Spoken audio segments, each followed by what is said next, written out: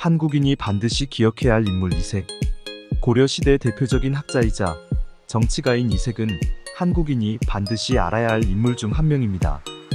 그의 학문적 업적과 정치적 활동은 고려 시대는 물론 한국 역사 전반에 걸쳐 큰 영향을 미쳤기 때문입니다. 이색은 1328년 경상도 경주에서 태어났습니다. 그는 어려서부터 뛰어난 학문적 재능을 보였으며 1350년 과거에 급제하여 관료로 입문하게 됩니다. 그 이후 그는 정치, 외교, 학문 등 다방면에서 활약하며 고려 사회에 큰 영향력을 행사하게 됩니다. 이색의 가장 큰 업적은 유교 사상의 확산과 발전에 기여한 것입니다. 그는 평생 동안 유교 경전 연구와 보급에 힘썼으며 유교 윤리 실천을 강조하여 고려 사회의 유교 이념을 확산시키는 데 주도적인 역할을 했습니다. 특히 그는 성리학을 적극적으로 수용하고 발전시켜 고려 후기 성리학 중심의 지적 풍토 형성에 큰 영향을 미쳤습니다. 이색의 학문적 업적은 동문선 편찬에서도 잘 드러납니다.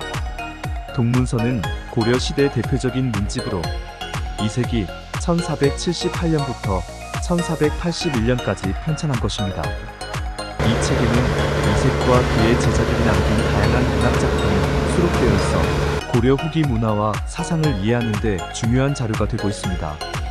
한편 이색은 정치적으로도 중요한 역할을 했습니다.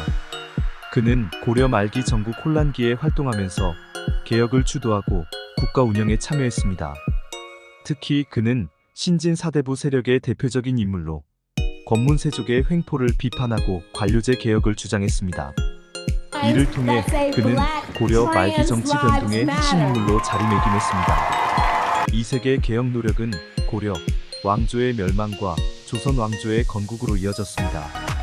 그는 고려 말기 신진 사대부 세력의 대표자로서 권문세족 타도와 유교 이념 실현을 주장했습니다.